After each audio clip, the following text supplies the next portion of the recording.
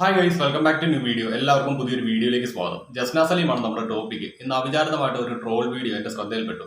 നമ്മുടെ അതിൽ കഴിഞ്ഞ ദിവസം ഇവളെ ഒന്ന് എടുത്ത് കുടഞ്ഞ ഒരു വീഡിയോ ഇല്ലേ, അതിന്റെ കുറച്ച് കട്ടിങ്ങുകളും അതേപോലെ തന്നെ ഇവളുടെ കുറച്ചധികം പഴയ ന്യൂസ് ബൈറ്റുകളും ചേർത്തുകൊണ്ടുള്ള ഒരു ട്രോൾ വീഡിയോ.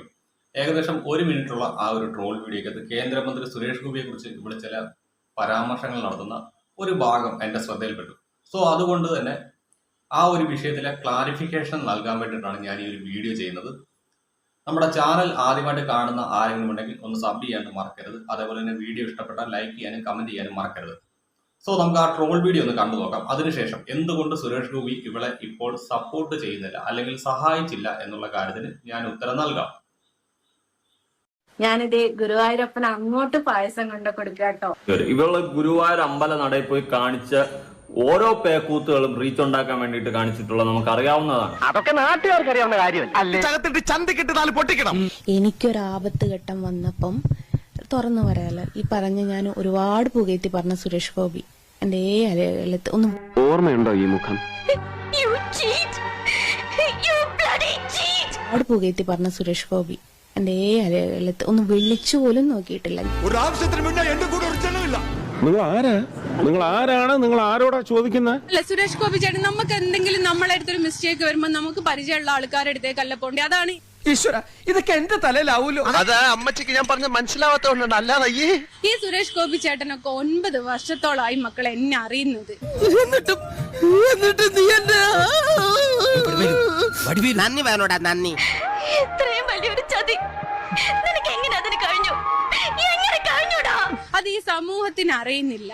2014 തൊട്ടിട്ട് എനിക്ക് അദ്ദേഹത്തെ 14-15 തൊട്ടിട്ട് എനിക്ക് അദ്ദേഹത്തെ അറിയാം. എന്റെ പൊന്നു മേഡം, ഇവനെ വിശ്വസിക്കരുത്, കള്ളനാ.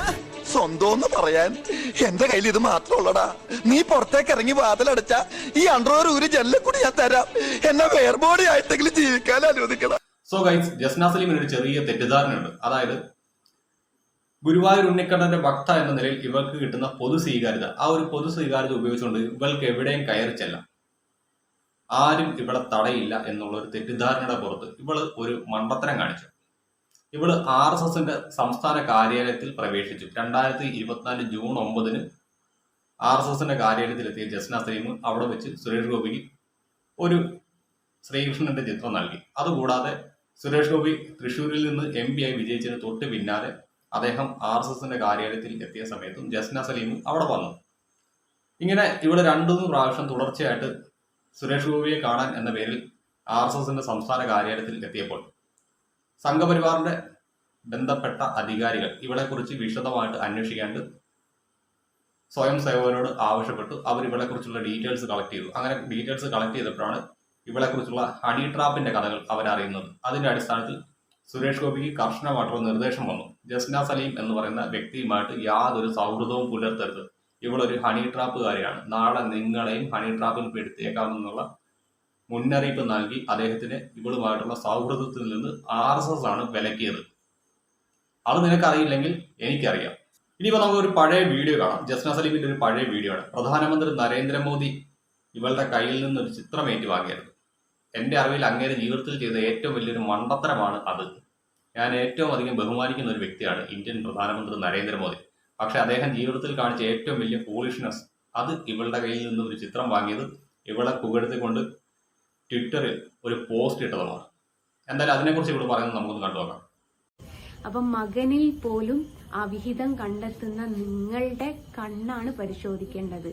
അതേ 9ാം ക്ലാസ്സുകാരിയാണ്, പക്ഷെ ഇന്ത്യൻ പ്രധാനമന്ത്രി വരെ ട്വിറ്ററിൽ എന്നെ കുറിച്ച് കുറിച്ചിട്ടുണ്ടെങ്കിൽ 9ാം ക്ലാസ് വിദ്യാഭ്യാസത്തിനല്ല അവിടെ വില.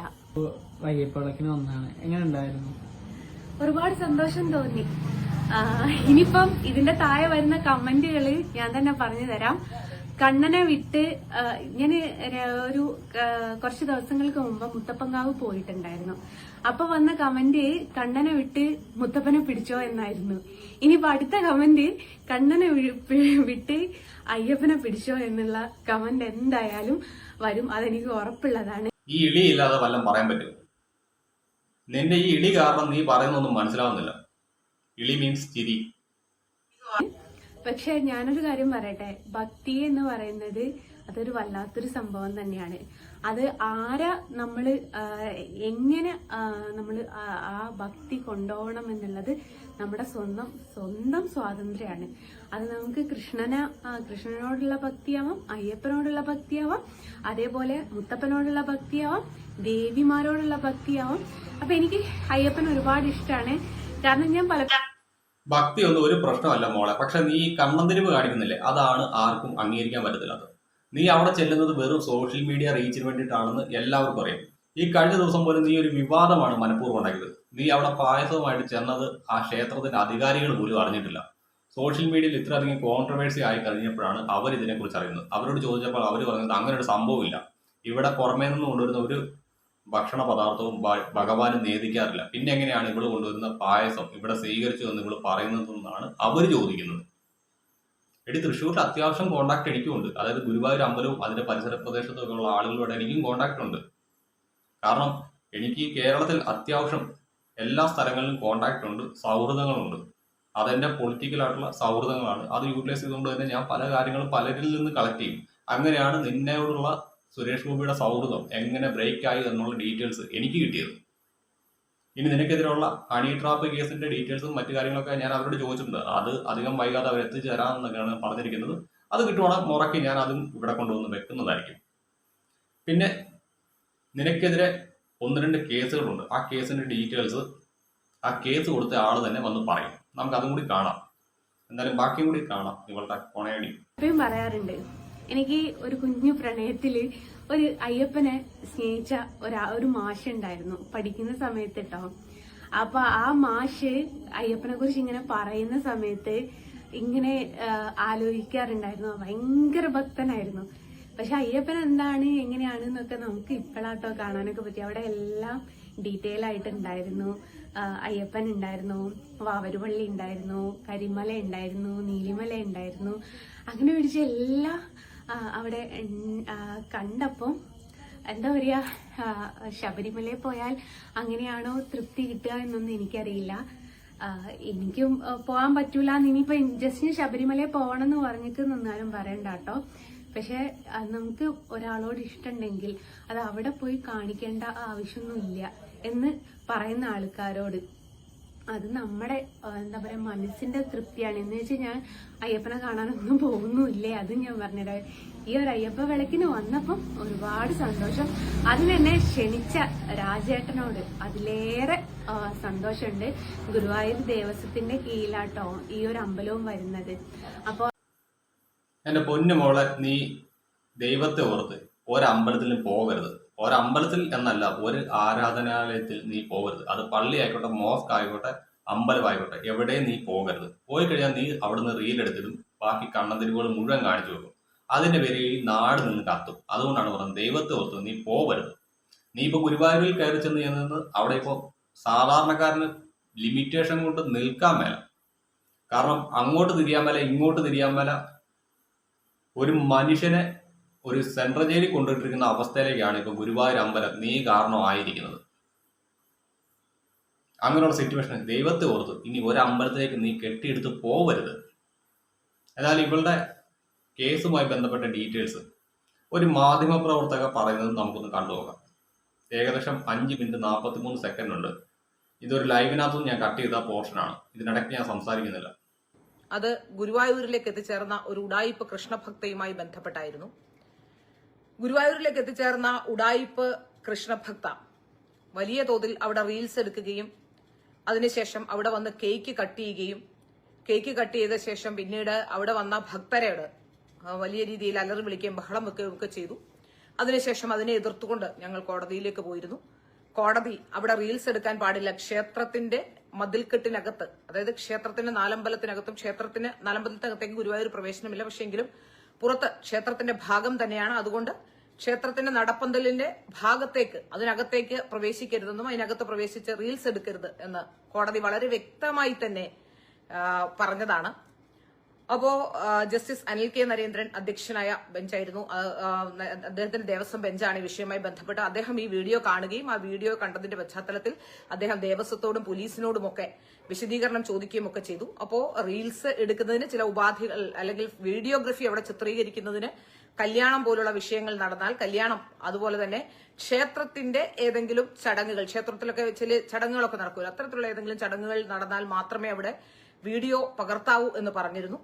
ഏതായാലും ഈ ഉഡായിപ്പ് കൃഷ്ണഭക്തയാണെന്ന് അവകാശപ്പെട്ടുകൊണ്ട് വന്നു. അവിടെ കേക്ക് മുറിച്ച് വലിയ രീതിയിൽ അവർ പ്രതിരോധത്തിലായി. അവിടെ കോടതിയിലേക്കൊക്കെ പോകുന്ന സാഹചര്യം ഉണ്ടായപ്പോൾ കുറച്ചു കാലം ഇവര് മിണ്ടാതെ അനങ്ങാതൊക്കെ ഇരുന്നു. ആ സമയത്ത് വളരെ പേടിച്ച് അവർ ഇരുന്നിരുന്നു. അന്ന് ആ സമയത്തൊന്നും വലിയ പ്രശ്നം അവർ ഉണ്ടാക്കിയില്ല. ഈ വിഷയവുമായി ബന്ധപ്പെട്ട് കോടതിയിലേക്ക് പോയ സമയത്ത് അവർ മൗനം പാലിച്ചിരുന്നു. കുറച്ചു കാലം ഗുരുവായൂരിലേക്ക് പോകുന്നില്ല എന്നും തനിക്ക് ക്ഷേത്രാചാരങ്ങളെ കുറിച്ച് അറിയില്ല എന്നും വർഷത്തിൽ 2 പ്രാവശ്യമെങ്കിലും എനിക്ക് അവിടെ പ്രവേശിക്കാനുള്ള അനുമതി തരണമെന്നും താൻ 2 പ്രാവശ്യം അവിടെ പോകാറുണ്ടെന്നും ഫോട്ടോ സമർപ്പിക്കാറുണ്ടെന്നും ഒക്കെ പറഞ്ഞുകൊണ്ട് നമ്മുടെയൊക്കെ മുന്നിൽ വന്ന് കരഞ്ഞു പറഞ്ഞിരുന്നു. എന്നാൽ ഈ കേസുമായി ബന്ധപ്പെട്ട ഈ റീൽസിന്റെ കാര്യമൊക്കെ വന്നു. സാധാരണക്കാരായ ജനങ്ങൾ നമ്മളെല്ലാം നമ്മുടെ ജീവിതത്തിലേക്കൊക്കെ തിരിച്ചുപോയി. അപ്പോ നമ്മുടെ ജീവിതത്തിലേക്കൊക്കെ തിരിച്ചു പോയപ്പോ ഇവർക്ക്, ഞാൻ ആദ്യം മുതൽ ആരോപിക്കുന്ന ഇവരുടെ പിന്നിൽ കൃത്യമായ ഒരു സംഘമുണ്ട് എന്ന് തന്നെയാണ്. ആ സംഘത്തിന്റെ പ്രവർത്തന ഫലമായിരുന്നിരിക്കാം പിന്നീട് അവർ മറ്റൊരു രൂപത്തിലാണ് പ്രത്യക്ഷപ്പെട്ടത്. ഒരു യൂട്യൂബിൽ ഒരു ചാനൽ തുടങ്ങുന്നു, കുറച്ച് റീൽസിലൊക്കെ സജീവമാകുന്നു. യൂട്യൂബ് ചാനൽ തുടങ്ങിയ ശേഷം അവർ ചെയ്തത് ആ വിഷയത്തിൽ ഉൾപ്പെട്ടിരുന്ന എന്നെ അടക്കമുള്ളവരെ അധിക്ഷേപിച്ചുകൊണ്ട് രംഗത്ത് വരിക എന്നുള്ളതായിരുന്നു. അധിക്ഷേപം എന്ന് പറഞ്ഞാൽ സാധാരണഗതിയിൽ നമ്മളിപ്പോ ആരെയെങ്കിലും എന്തെങ്കിലും പറയുക എന്നതിനപ്പുറത്തേക്ക് ലൈംഗിക ചുവയോടുകൂടി അവരും അവരുടെ സഹോദരൻ എന്ന് പറയുന്ന ഒരാളും വന്നിരുന്ന് ഓരോ സ്ത്രീകളെയും എടുത്തെടുത്ത് പറഞ്ഞുകൊണ്ട് ലൈംഗിക ചുവയോട്, അതായത് നമുക്കത് കണ്ടിരിക്കാൻ പറ്റില്ല. സാധാരണക്കാരായ ആത്മാഭിമാനമുള്ള മാന്യതയുള്ള ഒരാൾക്ക് കണ്ടിരിക്കാൻ പറ്റാത്ത രീതിയിൽ സഹോദരനും സഹോദരിയുമാന്നൊക്കെ പറഞ്ഞുകൊണ്ട് വന്ന് ചില ആംഗ്യങ്ങൾ, ആ ആംഗ്യങ്ങളൊക്കെ കാണുന്ന എന്റെ ലൈഫിൽ ഞാൻ ഇത്രയും വർഷത്തിനിടയിൽ ലോകത്തൊരിടത്തും നമ്മൾ ഒരുപാട് വഴക്കിടുന്ന സ്ത്രീകളെ, ബഹളമുണ്ടാക്കുന്ന സ്ത്രീകളെ, ഈ സാധാരണഗതിയിൽ ഏറ്റവും കൂടുതൽ പ്രശ്നങ്ങൾ ഉണ്ടാകുന്ന ഈ ചില ചന്തകളിലൊക്കെയാണ്, കച്ചവടത്തിന്റെ ഭാഗമായൊക്കെ അത്തരത്തിലുള്ള സ്ത്രീകളൊക്കെ ആ സാധാരണഗതിയിൽ അങ്ങോട്ടും ഇങ്ങോട്ടും ഇത്തരത്തിലുള്ള വഴക്കൊക്കെ ഇടുന്നത്. ഇത് ലൈംഗിക ചുവയുള്ള വാചകങ്ങൾ പറഞ്ഞുകൊണ്ടും അധിക്ഷേപിച്ചുകൊണ്ടും സ്ത്രീകളെ വളരെ മോശമായി ചിത്രീകരിച്ചുകൊണ്ട് അതിനകത്ത് വരുന്ന പ്രത്യേകിച്ച് എന്നെ, ലസിതയെ, അങ്ങനെയുള്ള ചിലരെയൊക്കെ ഇങ്ങനെ ആരൊക്കെയാണോ ഇവർക്ക് ബുദ്ധിമുട്ടുണ്ടാക്കിയത് അല്ലെങ്കിൽ ഇവരുടെ സ്വൈരവിഹാരത്തിന് തടസ്സമായിരുന്നു അവരെയൊക്കെ അധിക്ഷേപിക്കുന്ന രീതിയിലൊക്കെ അവർ സംസാരിച്ചു. അവരെ പീഡിപ്പിച്ച ഏതോ ഒരാൾ എന്റെ ജീവിതത്തിൽ ഞാൻ കാണുകയോ ഒന്നും ചെയ്യാത്ത അവരെ പീഡിപ്പിച്ചു എന്ന് അവർ പറഞ്ഞുകൊണ്ട് കേസ് കൊടുത്ത അയാളെ പറ്റി, അയാളും ഞാനും തമ്മിൽ ബന്ധമുണ്ടെന്നും അതിന് തെളിവ് അവരുടെ കയ്യിലുണ്ടെന്നും ഒക്കെ പറഞ്ഞുകൊണ്ട് അവർ ഒരു വീഡിയോ ചെയ്യുകയും അതിൽ എന്റെ പേര് പറയുന്നില്ല, പിള്ള എന്ന് പറയുകയും അതിനുശേഷം ഇവർ ടാഗ് ചെയ്യുകയും, അതായത് എന്റെ പേരിലേക്ക് ടാഗ് ചെയ്യുകയും ചെയ്തു. ഞാൻ ഇത് കണ്ടപ്പോൾ തന്നെ എനിക്ക് ഇവർക്ക് മറുപടി കൊടുക്കാൻ കഴിയില്ല. കാരണം എന്നെ എന്റെ അച്ഛനും അമ്മയും വളർത്തിയത്, എന്റെ ഈ യൂട്യൂബിൽ ചാനൽ, യൂട്യൂബ് ആണെങ്കിലും ഫേസ്ബുക്ക് ആണെങ്കിലും എന്റെ പ്ലാറ്റ്ഫോം നോക്കുന്നവർക്കറിയാം ഞാൻ എന്റെ ജീവിതത്തിലും ഒരു തെറിവാക്ക് പോലും പറയാത്ത ഒരാളാണ്. അത്തരത്തിലല്ല എന്റെ അച്ഛനും അമ്മയും എന്നെ പഠിപ്പിച്ചിട്ടുള്ളതും വളർത്തിയിട്ടുള്ളതും. നാട്ടിലുള്ളവരെയൊക്കെ വെല്ലുവിളിക്കാനും ചീത്ത വിളിക്കാനും തെറി വിളിക്കാനും ഒന്നുമല്ല. പറയാനുള്ള കാര്യങ്ങൾ വളരെ വ്യക്തമായി നല്ല ഭാഷയിൽ സംസാരിക്കാൻ എനിക്ക് അറിയാവുന്നത് കൊണ്ട് തന്നെ, എനിക്ക് അത്തരം മനോരോഗം, ഈ ലൈംഗിക വൈകൃതമുള്ള മനോരോഗങ്ങളൊന്നും ഇല്ലാത്തത് കൊണ്ട് തന്നെ അത്തരത്തിൽ ആരെങ്കിലും ആക്ഷേപിക്കുന്ന കേട്ടാലോ അല്ലെങ്കിൽ അത്തരത്തിൽ ഏതെങ്കിലും തരത്തിൽ കമന്റുകൾ പറഞ്ഞാലോ, നമ്മളെക്കുറിച്ച് അത്തരത്തിൽ ആരെങ്കിലും പറഞ്ഞാലോ ഞാൻ അത്തരം കാര്യങ്ങൾക്കൊന്നും സംസാരിക്കാൻ പോകാറില്ല. അപ്പൊ എന്റെ ഈ ലൈവ് കാണുന്ന രശ്മി ചേച്ചി എന്റെ തൊട്ട് വീട്ടിലെ നെയ്ബറാണ്. ചേച്ചിയോട് ചോദിച്ചറിയാം ഞങ്ങളെയൊക്കെ എങ്ങനെയാണ് ഞങ്ങളുടെ അച്ഛനും അമ്മയൊക്കെ വളർത്തിയെന്നുള്ളത് അവർക്കൊക്കെ അറിയാം. അതുകൊണ്ട് തന്നെ ഞാൻ ഇത് സത്യസന്ധതയോടുകൂടി ഉള്ള കാര്യമാണ് പറയുന്നത്. ഞങ്ങളാരും അയലോക്കത്തെ വീട്ടിൽ ഒരു വഴക്ക് കേട്ടാൽ പോലും അങ്ങോട്ട് തിരിഞ്ഞു നോക്കുകയോ അവിടെ ആരാണ് സംസാരിക്കുന്നത് നോക്കുകയോ ചെയ്യാതെ വളർന്ന കുട്ടികളാണ്. അതുകൊണ്ട് തന്നെ എനിക്ക് ഈ സ്ത്രീ പറയുന്നതിനൊന്നും മറുപടി പറയാൻ പോകാൻ കഴിയില്ല. അതുകൊണ്ട് ഞാൻ ഒരു പരാതി പോലീസ് സ്റ്റേഷനിൽ കൊടുത്തു. തിരുവനന്തപുരത്ത് മ്യൂസിയം പോലീസ് സ്റ്റേഷനിലാണ് കൊടുത്തത്. മ്യൂസിയം പോലീസ് സ്റ്റേഷൻ ചെല്ലുമ്പോൾ അവിടെ കൊടുത്ത പരാതിയിൽ പോലീസ് ഒന്ന് വിളിച്ചപ്പോൾ തന്നെ അവർ പെട്ടെന്ന് ആ ടാഗ് അങ്ങ് റിമൂവ് ചെയ്തു. കാരണം അവർക്കറിയാം ടാഗിൽ മാത്രമാണ് ഞാനാണെന്ന ഒരു ഇതുള്ളത്, അതായത് തെളിവ് ഉള്ളത്. അതുകൊണ്ട് ആ ടാഗ് അങ്ങ് റിമൂവ് ചെയ്ത ശേഷം അവർ വീണ്ടും ഒരു വീഡിയോ എന്നെ വിളിച്ചു. രണ്ടുപേരും കൂടി, അവരും അവരുടെ കൂടെയുള്ള ആ പുരുഷനും കൂടി ഇരുന്ന് എന്നെ പോലീസ് വിളിച്ചിരുന്നു, പോലീസ് എന്നെ തൂക്കിക്കൊല്ലാൻ വിധിക്കുമോ എന്നൊക്കെ പറഞ്ഞുകൊണ്ട് വീണ്ടും കളിയാക്കിക്കൊണ്ട് ഒരു വീഡിയോ ചെയ്തു. ഏതായാലും ഞാനത് കോടതിയിലേക്ക് ഡിഫമേഷൻ ഫയൽ ചെയ്തിട്ടുണ്ട്. അതിന്റെ ബാക്കിയുള്ള നടപടിക്രമങ്ങൾ നടന്നുകൊണ്ടിരിക്കുകയാണ്. പോലീസ് കേസെടുക്കുമോ എന്ന് നമുക്കൊന്ന് നോക്കാമല്ലോ. ഏതായാലും അതിന്റെ നടപടിക്രമങ്ങൾ ഇടയ്ക്ക് എനിക്ക് എന്റെ അച്ഛന് സുഖമില്ലാതൊക്കെ വന്നുകൊണ്ട് 1.5 മാസം അതിനിടയ്ക്ക് എന്റെ ആക്സിഡന്റും ഒക്കെ വന്നതുകൊണ്ടാണ് അല്പം ലേറ്റ് ആയി പോയത്. അവിടെ വിശ്രമിക്കൂ. നിന്നെ കൊണ്ട് തന്നെ ഞാൻ ആ പറഞ്ഞ ആളെ കൊണ്ട്, നിന്റെ കയ്യിലുള്ള തെളിവ് നീ ഏതായാലും കൊണ്ടുവരണം. അത്തരം കാര്യങ്ങളിൽ പറയാൻ ആർക്കും ആരെയും എന്തും പറയാം, പക്ഷെ അത് തെളിവുകളും മറ്റുള്ള കാര്യങ്ങളും കൊണ്ടുവന്ന് അത് കോടതിയിലേക്ക് കൊണ്ടുവന്ന് തെളിയിക്കുക എന്നുള്ളതാണ് ഏറ്റവും പ്രധാനപ്പെട്ട കാര്യം. നിന്റെ കയ്യിൽ കൃത്യമായ തെളിവുണ്ട് എന്നാണ് നീ പറയുന്നത്. ഏതായാലും അത് തെളിയിക്കണം. അതവിടെ. അപ്പൊ ജസ്ന, നിന്റെ തെളിവ് കൃത്യമായിട്ട് കൊണ്ടു കൊടുക്കണം. ഈ പുള്ളിക്കാരി ഒരു മാധ്യമ പ്രവർത്തകയാണ്. അതുകൊണ്ട് തന്നെ പുള്ളിക്കാരിക്ക് നിയമവും വകുപ്പും ഒക്കെ അത്യാവശ്യം അറിയാവുന്ന ഒരു വ്യക്തിയാണ്. കൃത്യമായിട്ട് നീ എവിഡൻസ് കൊണ്ട് കൊടുത്തില്ല എന്നുണ്ടെങ്കിൽ പുള്ളിക്കാരി മാനനഷ്ട കേസ് ഒന്നുകൂടി അങ്ങ് പിടിമുറുക്കും. ലക്ഷങ്ങൾ നീ പുള്ളിക്കാരിക്ക് കൊടുക്കേണ്ടതായിട്ട് വരും. നിന്റെ അരുണേട്ടന് നീ വല്ല ജയിലിൽ പോയി കിടക്കേണ്ടതായിട്ടൊക്കെ വരും. എന്തുകൊണ്ട് നീ ഇപ്പൊ യൂട്യൂബിലേക്ക് കെട്ടിയെടുത്തു എന്ന് ചോദിച്ചു കഴിഞ്ഞാൽ ഈ ഒരു മേഡം ഒക്കെ കൊടുത്തിരിക്കുന്ന കേസുകൾ ഒരു 5-8 എണ്ണം ഉണ്ട് കോടതിയിൽ. അതിനൊക്കെ നല്ലൊരു എമൗണ്ട് വക്കീൽ ഫീസ് ആയിട്ട് നിനക്ക് ചിലവാകും. നിലവിലെ സാഹചര്യത്തിൽ നിന്റെ കയ്യിൽ നിന്ന് ആരും ഫോട്ടോസ് ഒന്നും തന്നെ വാങ്ങുന്നില്ല. അതിന് ഫോട്ടോസ് ഒന്നും വിളിക്കാൻ കാരണമുണ്ട്. അത് ഫോട്ടോസ്റ്റാറ്റ് കോപ്പിയാണ് നീ വിൽക്കുന്നത് എന്നുള്ള ആരോപണം ഇതിനോടകം തന്നെ വന്നിട്ടുണ്ട്.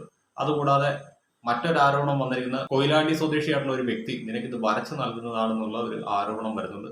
എന്നാൽ ഇതിനകത്തൊക്കെ സത്യാവസ്ഥ അധികം വൈകാതെ പുറത്തേക്ക് വരും മോളെ.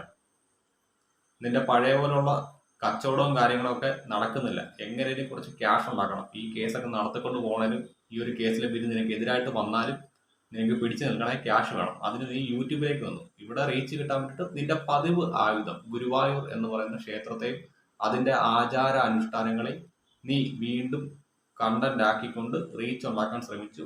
അതാണ് ഇപ്പോൾ നടന്നുകൊണ്ടിരിക്കുന്നത്. ഇതല്ലേ വാസ്തവം. സോ ഗൈസ്, ഇത്രയുള്ള നമ്മുടെ വീഡിയോ. അധികം വൈകാതെ നമുക്ക് ബാക്കി ഡീറ്റെയിൽസും കൂടി കിട്ടുന്ന മുറയ്ക്ക് ഞാൻ ചെയ്യും. ഇത് മാത്രം ഒരു കണ്ടന്റ് ആക്കിക്കൊണ്ട് മുന്നോട്ട് പോകാൻ എനിക്ക് താല്പര്യമില്ല. സമയം കിട്ടുന്ന പോലെ എൻ്റെ കിട്ടുന്ന ഡീറ്റെയിൽസ് എല്ലാം ആയിട്ട് ഞാൻ ഇടയ്ക്കിടയ്ക്ക് ഇങ്ങനെ വന്നുകൊണ്ടിരിക്കാം. അപ്പോൾ ഓക്കെ, ബൈ.